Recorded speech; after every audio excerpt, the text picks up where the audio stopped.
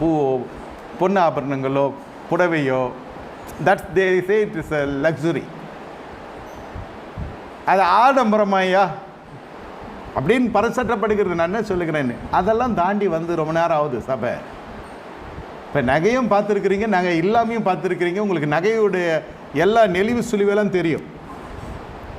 நகை என்பது முக்கியமல்ல. உங்களுக்கு நகை வந்தால் புருஷன் எப்படி இருப்பான்னு தெரியும், நகை வாங்கி போனால் மனைவி எப்படி இருப்பான்னு புருஷனுக்கு தெரியும், அதை வாங்குறப்போ முகம் நாடி வேறுபடணும்னு தெரியும், அம்மா வீட்டு ஜனம் வரைக்கும் அந்த மேட்ரு போகணும்னு தெரியும். ஆனாலும் நம்மால் வாங்காமையாக இருக்கான். இதெல்லாம் இந்த ஃபேமிலி. அவனே அது சிஎஸ்ஐ ஆக்குவான், அவனே அதை பெந்தகோஸ் ஆக்குவான். அந்த வல்லமையை கற்றுக் கொடுத்துருக்கார் புருஷனுக்கு. அதனால் அது பெருசாக எடுத்துக்கொள்ளக்கூடாது. நாம் இங்கே வர்றது வேறு topic. Heaven has to open for us. இது நம்ம பீரோ தான் திறக்கும். இல்லை கலசாய் படுத்திருப்பான், ஏதோ ஒரு அர்ஜென்ட் ஆபத்து, இவனே கல்வனாக மாறுறான், கணவனே எல்லாமே எல்லாத்துக்கும் மாறிடுறான்.